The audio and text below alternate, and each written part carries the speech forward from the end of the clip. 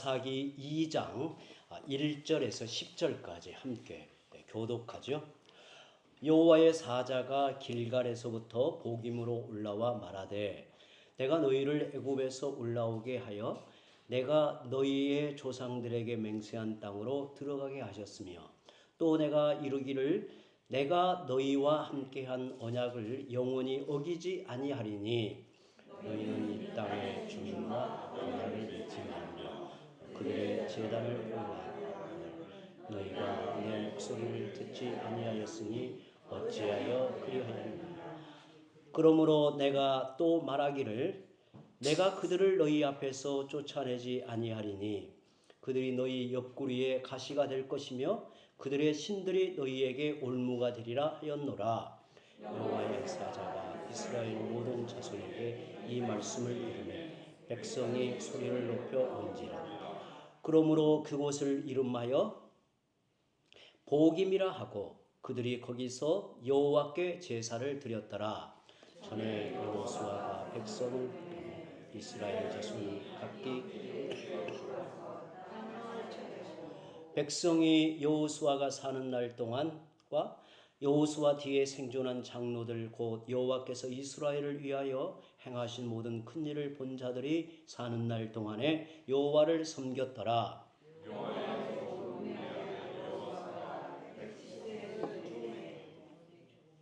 무리가 그의 기업의 경내 에브라임 산지 가스산 북쪽 딥낫 헤레스에 장사하였고 그 세대의 사람도 다 그 조상들에게로 돌아갔고 그 후에 일어난 다른 세대는 여호와를 알지 못하며 여호와께서 이스라엘을 위하여 행하신 일도 알지 못하였더라. 아멘. 아멘. 우리가 하나님을 믿고 섬기면서 가장 경계해야 될 태도가 무엇일까요? 그것은 불신이 아니라 적당히라는 신앙의 자세입니다. 우리는 하나님을 믿고 있습니다. 우리는 하나님을 사랑하고 예배합니다. 하지만 어느 순간부터 우리 마음속에 이 정도면 되었지, 남들도 다 이렇게 하고 있는데 라는 적당주의가 틈타기 시작합니다. 오늘 말씀은 적당히 행한 일들이 결국에 어떠한 결과를 초래하는지를 여실히 보여주고 있습니다. 이스라엘 백성은 가나안을 정복하라는 하나님의 명령을 거부한 게 아니죠. 다만 그들 생각에 적당히 남겨두었고 적당히 타협을 시도했습니다. 그런데 이 말씀은 적당한 타협이 결국 모든 것을 잃어버리게 만드는 가시와 올무가 된다고 경고합니다. 오늘 말씀을 통해 우리 안에 길갈은 어디로 떠나갔는지, 왜 우리의 눈물이 복음에서 멈춰버렸는지 함께 돌아보고 전적인 헌신을 회복하는 기회가 되기를 바랍니다. 사사기 1장은 우리가 앞에서 보았던 사사기 1장은 여호수아가 죽은 후에 이스라엘 백성이 남아있는 가나안 족속과의 정복 전쟁을 어떻게 진행했는가를 보여줍니다. 유다 지파를 제외하고는 가나안의 원 족속을 제대로 쫓아낸 지파가 없었어요. 심지어 유다 지파도 철병거로 맞선 골짜기 주민들을 쫓아내지 못했으니 사실상 모든 지파가 가나안을 진멸하라는 여호와의 말씀을 온전히 따르지 못했던 것을 우리는 1장에서 살펴보았습니다. 사사기 2장은 가나안 정복을 완수하지 못한 그들에게 여호와의 사자가 찾아와서 책망하는 장면으로 시작됩니다. 1절 앞부분에 여호와의 사자가 길갈에서부터 복임으로 올라와 말하되, 일반적으로 여호와의 사자가 임할 때 하늘로부터 임하는 것을 보게 되죠. 하늘로부터 오십니다. 그런데 이때는 길갈에서 왔다고 밝혀요. 여호와의 사자가 길갈에서 올라와 복임에 있는 그들에게 말하고 있습니다. 길갈이 어떤 곳인가? 이스라엘 백성이 요단을 건넌 후 적들을 앞에 두고 할례를 행함으로 하나님께 대한 그들의 절대적 헌신과 또 언약을 맹세했던 장소입니다. 그들에게 참 특별한 장소가 길갈이지요. 그들에게 길갈은 무엇보다 언약의 장소로 깊이 각인된 곳이에요. 여호와의 사자가 길갈에서부터 왔다는 말은 지금 그들에게 전하는 메시지가 언약과 관련되어 있음을 말하고 있는 겁니다. 여호와의 사자가 그들에게 전한 말씀의 핵심이 무엇인가? 1절, 2절에 나오는데 한번 읽어보죠. 여호와의 사자가 그들에게 전하는 내용이 무엇인가? 1절, 2절 함께 읽습니다. 여호와의 사자가 길갈에서부터 복임으로 올라와 말하되 내가 너희를 애굽에서 올라오게 하여 내가 너희의 조상들에게 맹세한 땅으로 들어가게 하였으며 또 내가 이르기를 내가 너희와 함께한 언약을 영원히 어기지 아니하리니 너희는 이 땅의 주민과 언약을 맺지 말며 그들의 제단들을 헐라하였거늘 너희가 내 목소리를 듣지 아니하였으니 어찌하여 그리하였느냐. 여호와의 사자가 복음에 머물러 있던 이스라엘 백성들에게 전한 말씀입니다. 여기서 여호와의 사자가 단순한 천사가 아니라는 것을 금방 알 수 있어요. 왜냐하면 내가라는 주어가 계속 반복이 돼요. 내가라는 주어를 강조하여 말한 것으로 보아 언약의 주님이 여호와의 천사로 말씀하셨음을 알 수 있습니다. 하나님이 너희 조상들과 맺은 언약대로 너희를 약속의 땅으로 인도하여 들이시고 너희와 함께한 언약을 영원히 어기지 아니하리니 너희는 그 땅의 주민과 약속을 맺지 말고 그들의 제단을 헐라고 하였는데 왜 내 명령을 따르지 않고 거역했느냐고 책망을 하시는 겁니다. 하나님의 책망 중에 주목할 점이 어찌하여 내 목소리를 듣지 아니했느냐라는 거예요. 어찌하여 내 목소리를 듣지 아니했느냐라는 겁니다. 여러분, 거역하는 삶은 우리가 하나님의 뜻을 온전히 좋지 못하고 거역하는 삶은 하나님의 말씀을 듣지 않는 데서 비롯됩니다. 하나님의 말씀을 하나님께서 내게 들려주시는 음성으로 듣지 않으면 이제 거역하는 삶이 거기에서 비롯돼요. 그들이 하나님의 말씀을 듣지 못한 이유가 뭘까요? 다른 소리를 듣고 있었기 때문입니다. 그들의 귀가 아예 닫힌 게 아니에요. 무언가 다른 소리에 이끌려 있기 때문에 그래요. 가나안의 관습, 가나안의 화려한 문화, 가나안의 가치관이 들려주고 있는 소리를 듣고 그 소리에 귀가 솔깃하여 하나님의 말씀이, 하나님의 소리가 들리지 않은 것입니다. 믿음은 말씀을 들음에서 나므로 듣지 않으면 순종이라고 하는 게 불가능해요. 여기까지 하나님이 이스라엘을 어떻게 인도하셨습니까? 말씀으로 그들의 걸음을 인도하셨어요. 언제 이스라엘이 승리했습니까? 말씀을 듣고 그대로 따라갔을 때 그들에게 승리가 따라왔어요. 지금까지 하나님은 그것을 가르치고 훈련하는 광야의 여정이었어요. 그대로 따르면 되는데 이스라엘은 그것을 외면하여 거역하는 형태로 나아갔습니다. 그런 이스라엘을 향해 하나님은 어찌하여 그리했느냐. 좀 우리의 어감으로 하자면 어찌 그랬어? 왜 그랬어? 어머니가 자식이 곁길로 나갈 때 붙들고 애원하면서 왜 그랬어? 어찌 그랬어? 이렇게 말하고 있는 거예요. 오늘 우리에게는 어찌하여라고 하나님께 책망받을 만한 요인은 없습니까? 하나님이 거역한 이스라엘을 깨우쳐 돌이키시는 방법이 무엇일까요? 오늘 본문의 3절에는 이렇게 말합니다. 3절 읽어보죠. 그러므로 내가 또 말하기를 내가 그들을 너희 앞에서 쫓아내지 아니하리니 그들이 너희 옆구리에 가시가 될 것이며 그들의 신들이 너희에게 올무가 되리라 하였노라.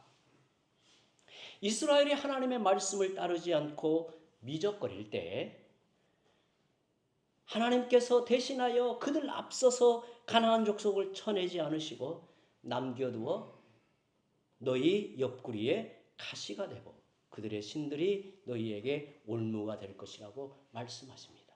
경고하시는 거죠. 그 책망은 갑작스러운 책망이 아니라 이미 민수기 33장 55절에 말씀하신 약속에 근거한 책망이었습니다. 민수기 33장 55절을 보면 제가 읽습니다. 너희가 남겨둔 자들이 너희가 가나안 땅에 들어가 가나안을 진멸하라는 하나님의 명령에 온전하게 순종하지 못하고 너희가 남겨둔 자들이 결국엔 너희의 눈의 가시와 너희의 옆구리에 찌르는 것이 되어 너희가 거주하는 땅에서 너희를 괴롭게 할 것이요라고 말씀했습니다. 하나님과 맺은 언약을 지키지 않은 이스라엘을 깨우치는 방법이 무엇일까요? 그들의 옆구리에 찌르는 가시가 돋게 하는 것입니다. 그들에게는 여러 이유가 있어 가나안을 진멸하지 않았습니다. 합리적으로 생각하면 그 땅에서 중요한 노동력이 필요했을 것입니다. 하지만 그럴듯한 어떤 이유도 하나님의 말씀을 어기는 불순종이 따른다면 그것은 필연 자기 인생을 찌르는 가시가 되고 올무가 되는 함정임을 기억하시기 바랍니다. 혹여나 지금 내 인생을 계속해서 찌르고 괴롭히는 가시가 있다면 그것을 없애려고만 하지 말고 먼저 내 자신이 언약의 말씀을 따르지 않고 거역하는 요인이 무엇인지 깊이 살펴보십시오. 그리고 내 마음에 깨닫게 하시는 은혜가 있다면 이렇게 하십시오. 4절과 5절을 우리 함께 또 읽어봅니다. 여호와의 사자가 이스라엘 모든 자손에게 이 말씀을 이르매 백성이 소리를 높여 운지라. 그러므로 그곳을 이름하여 복임이라 하고 그들이 드렸더라. 아멘. 이스라엘 백성은 길갈에서 복임으로 찾아와 그들의 불순종과 죄악을 지적하시며 책망하는 여호와의 사자의 말씀을 듣고 슬피 울었다고 해요. 슬피 울었다. 그들이 소리를 높여 웁니다. 얼마나 울었던지 그곳을 가리켜 통곡하는 사람들이라는 뜻의 복임이라고 불릴 정도였어요. 혹자는 지금 이스라엘의 울음은 회개의 눈물이 아닌 단지 감정적인 회한의 눈물이라고 혹평하기도 합니다. 심지어 어떤 학자는 이스라엘 백성이 복임에서 징징거리며 결국에 망했다고 이렇게 해석을 하는 학자도 있어요. 그러나 하나님의 말씀을 듣고도 울지 않을 만큼 강팍해진 심령보다는 복임의 울음이 훨씬 낫다고 생각합니다. 그저 울고 그친 게 아니라 여호와께 제사를 드렸습니다. 하나님을 찾은 거죠. 여전히 그들 속에는 하나님을 바라보는 마음이 있고 은혜가 아예 메마르진 않았습니다. 오늘 우리에게 이런 눈물이라도 있어야 하는 겁니다. 여호와의 사자가 길갈에서 복임으로 올라왔죠. 이는 단순히 장소의 이동보다는 길갈에서의 영적 체험과 지금 복임에서의 그들의 영적 현실을 대조하는 말씀을 주시고 있다는 겁니다. 길갈은 이스라엘이 하나님 앞에서 신앙적으로 가장 간절했던 시기였어요. 그때 이스라엘은 영적으로 뛰어난 여호수아가 그들 앞에 있었습니다. 요단을 건너게 하시는 하나님의 놀라운 역사를 경험하고 하나님께 모든 것을 맡기고 할례를 행했던 때입니다. 그때는 언약 백성으로 살아갈 결단과 헌신이 그들 가운데 있었어요. 그런데 세월이 흐르고 뛰어난 지도자가 그들 앞에서 죽고 사라지고 가나안 정복의 사명은 약해지고 옛날 길갈에서의 뜨거운 열정이 다 사라지고 이제는 자기 신앙을 겨우 지탱하는 정도로 느슨해졌어요. 신앙적 위기에 처해 있는 겁니다. 이런 그들에게 여호와의 사자가 그들 가운데 찾아와 그 옛날 길갈에서 들었던 말씀을 다시 들려주고 있습니다. 그들은 여호와의 사자가 전하는 이전에 그들이 결단하고 헌신하게 했던 말씀을 듣고 그때의 모습과 지금의 모습을 돌아보곤 소리내어 울었습니다. 우리가 이 지경이 되었다니, 우리가 이 자리에 떨어져 있다니, 하나님은 너희가 어찌하여 그리했느냐고 책망하시면서 길갈에서 하나님과 이스라엘 백성이 다짐했던 언약 신앙을 떠올리게 했어요. 너희가 누구인가? 하나님께서 우리의 조상 아브라함을 일찍이 부르시고 대대에 하나님의 언약을 우리 가운데 두시고 그 언약의 신실한 약속을 따라 그 약속의 땅에 인도하여 들이셨다는 사실을 되돌아보니 스스로도 참 기가 막힌 거죠. 그 책망을 듣고 보니 하나님 앞에서 자기들의 영적 실상이 드러나 보였습니다. 사는 것은 얼만큼 안정이 되고 연륜도 쌓여갔지만 그 옛날 말씀 하나 붙들고 적들 앞에서 할례를 행했던 그때의 헌신과 열정은 찾아볼 수 없는 그들의 태보한 영적 현실을 보게 되었습니다. 하나님은 그 옛날 길갈에서 적군을 눈앞에 두고 할례를 받던 언약신학은 어디 가고 세상 눈치 보기에 급급한 이런 믿음이 되었느냐고 물으시는 거예요. 이 말씀을 듣고 그동안 우리가 이렇게 살면 안 되는데 우리 안에 하나님을 뜨겁게 사랑하는 마음이 불같이 일어나야 하는데 하면서도 그렇게 나아가지 못한 모습을 깊이 돌아보게 된 거예요. 예전에 뜨거운 믿음의 열정을 잃어버리고 냉랭한 마음으로 살아왔는데 여호와의 사자가 전하는 말씀을 듣고 하나님께 헌신하고 결단했던 그 믿음이 생각나 저절로 눈물이 났어요. 절로 눈물이 났어요.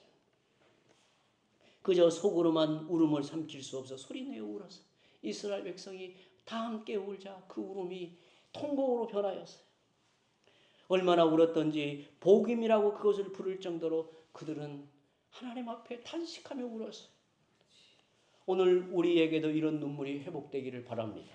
깊이 깨닫고 돌이키는 눈물이 있어야 회복의 가능성이 열리는 겁니다. 그렇다면 이스라엘 백성이 여호와의 사자의 말씀을 듣고 통곡한 후에 옛날 길갈에 그때로 돌아갔을까요? 그렇지 못했다는 거예요. 왜 그랬을까요? 이미 그들은 가나안 방식에 깊이 젖어 있었고 그 땅의 삶의 방식에 익숙해 있었던 거예요. 그래서 복음에서의 슬픔과 탄식이 그 옛날 순수한 열정과 헌신으로 돌아가게 하지는 못했어요. 그들의 통곡이 참된 해결로 나아가려면 지금까지 그 땅에서 타협하고 살던 모든 것을 끊어내는 결단이 있어야 되는데 그들은 단호히 결단하지 못했습니다. 크게 슬퍼했지만 다시 길갈의 신앙으로 돌아가지 못한 거예요. 여러분 왜 그랬을까요? 우리는 질문을 던져봅니다. 왜 그렇게 통곡하면서도 결국은 내려놓지 못했을까요? 그들이 슬퍼한 후에 생각해보니 하나님이 이 정도는 우리를 보아주시지 않을까? 용납해주지 않으실까? 이런 상황에서 전적으로 돌이킨다라고 하는 게 어찌 가능할까? 스스로 자신을 두둔하면서 그 자리에 머물러 있었던 거예요. 그래서 크게 우는 것으로 그치고 삶을 바꾸지는 못했습니다. 결국 그들은 사사시대의 깊은 영적 혼란에 빠져 들어갑니다. 드디어 사사시대의 그 영적 혼란의 문이 이렇게 열리는 거예요. 6절에서 10절 함께 읽어볼까요? 어떻게 그 사사의 시대가 열리게 되는가?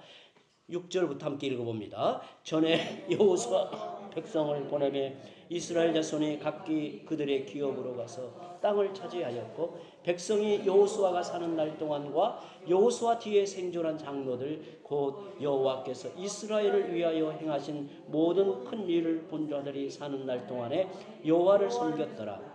여호와의 종 눈의 아들 여호수아가 110세 죽음에 무리가 그의 기업의 경내 에브라임 산지 가하스산 북쪽 딥낫 헤레스의 장사였고 그 세대의 사람도 다 그 조상들에게로 돌아갔고 그 후에 일어난 다른 세대는 여호와를 알지 못하며 여호와께서 이스라엘을 위하여 행하신 일도 알지 못하였더라. 여호수아와 그와 함께한 장로들이 죽고 나서 여호와의 신앙이 다음 세대로 계승되지 못했습니다. 단절되고 만 거죠. 저는 이 장면이 너무 마음 아파요. 사실 우리도 그럴 수 있어요.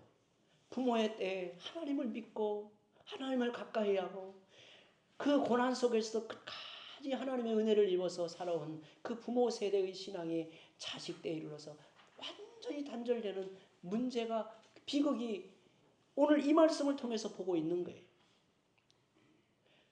울지 않는 것도 문제지만 우는 것으로 그치면 여호와의 신앙, 언약 신앙은 형식에 그치고 자기 주관에 빠져 살게 됩니다. 사실 이 말씀은 시간 순서의 배열이 아니라 계속 이런 식으로 살았기에 후손들이 다른 세대가 되었음을 강조하는 의도적인 배열을 이렇게 해놓는 거예요. 성도 여러분, 신앙생활은 적당히 자기 방식으로 하는 게 아닙니다. 내 생각, 내 주관이 앞서면 누구나 사사시대의 혼란 속으로 빠져듭니다. 하나님은 우리에게 전부를 요구하십니다. 성도로서의 전적인 헌신을 바라십니다.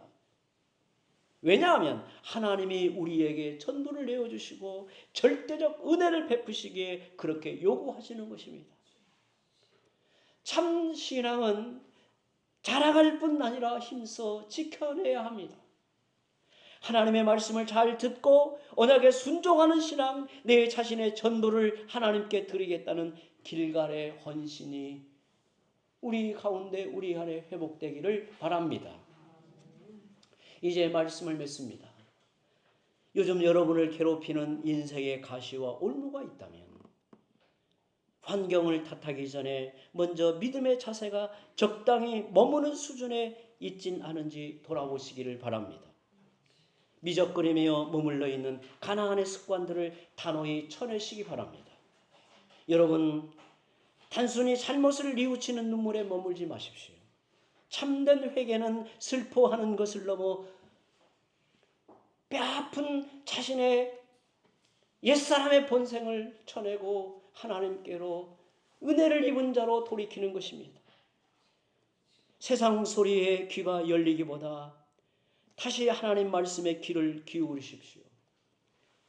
내 신앙의 첫사랑이며 절대 헌신의 장소였던 길갈의 열정을 회복하십시오. 우리의 적당한 신앙은 내 개인의 문제로 끝나지 않고 하나님을 알지 못하는 다른 세대를 만드는 비극의 씨앗이 됩니다. 우리 자녀들에게 가장 귀하고 값진 언약 신앙을 그대로 전수하고 물려주는 영적인 부모가 되시기를 바랍니다. 이제 함께 기도합니다.